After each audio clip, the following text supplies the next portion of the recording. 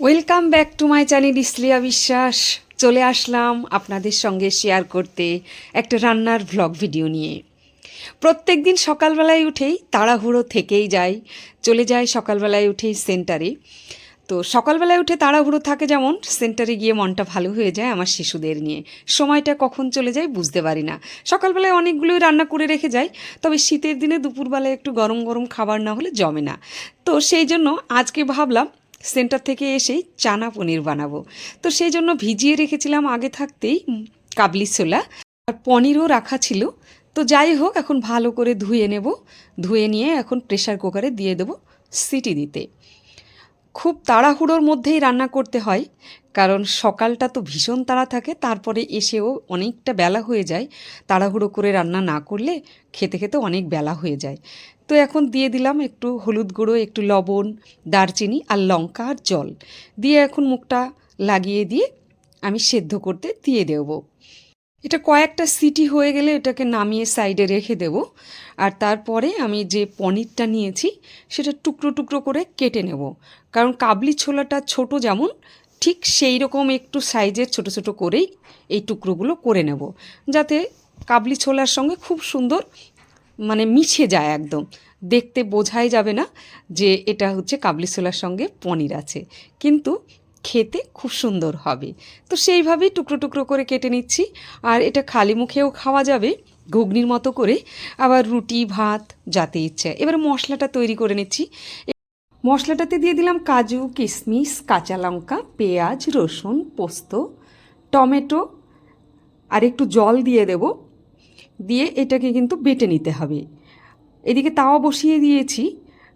এর মধ্যে মশলাও কিছুটা আমি অ্যাড করব। একসঙ্গেই বেটে নেব, তাহলে মশলাটা তৈরি হয়ে যাবে আর বাড়তি কিছু করতে হবে না। তো এবারে আমি এর মধ্যে একটু সরিষার তেল দিয়ে দিলাম, আর পনিরগুলোকে খুব ভালো করে ভেজে নেব আস্তে আস্তে। ছোট ছোট টুকরো করে নিয়েছি, এখন ভেজে নিলাম। ভাজা হয়ে গেছে, এটাকে তুলে নেব, নিয়ে সাইডে কিন্তু এখন রেখে দেব। পনিরের তরকারিতে এমনিই ভালো লাগে। তো যাই হোক, এবারে দিয়ে দিলাম দুটো তেজপাতা আর একটু মৌরি। খুব ভালোভাবে মশলাটাকে কষিয়ে নিতে হবে। আর এদিকে যে বেটে রেখেছিলাম সেই বাটা মশলাটাও দিয়ে দিলাম। এখন আস্তে আস্তে খুব ভালোভাবে কষিয়ে নেব। আর অনেকেই রান্না করে, ভীষণ ভালো লাগে দেখে, আমি আমার মতো করে চেষ্টা করেছি। এবারে দিয়ে দিলাম জিরে গুঁড়ো। এই জিরে গুঁড়ো কিন্তু 10 রকমের মেশানো আছে, এটা বাড়িতেই বানানো। আর দিয়ে দিলাম হলুদ গুঁড়ো, স্বাদ মতো লবণ, আর দিয়ে দিচ্ছি একটু কাশ্মীরি লঙ্কা গুঁড়ো। খুব ভালোভাবে এখন আস্তে আস্তে কষিয়ে নিতে হবে একটু জল দিয়ে। আস্তে আস্তে এটাকে কষিয়ে নিয়ে মোটামুটি যখন তেল ছাড়া ছাড়া হয়ে আসবে, তখন সেদ্ধ করে রাখা কাবলি ছোলাটা ঢেলে দিলাম। এখন আস্তে আস্তে আবারও কিন্তু কষাতে থাকবো। প্রতিদিনের রান্না প্রত্যেক দিন কিন্তু ভালোও লাগে না যে ভিডিও বানাই, সত্যি বলছি।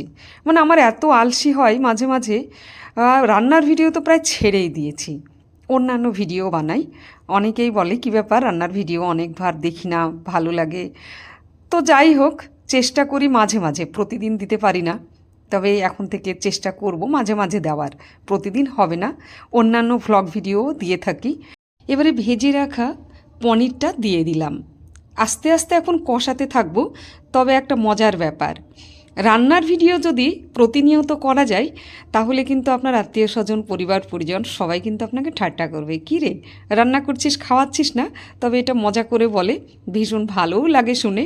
তার মানে তারা আমার ভিডিওটা দেখে, তো সেই জন্য ভীষণ ভালো লাগে।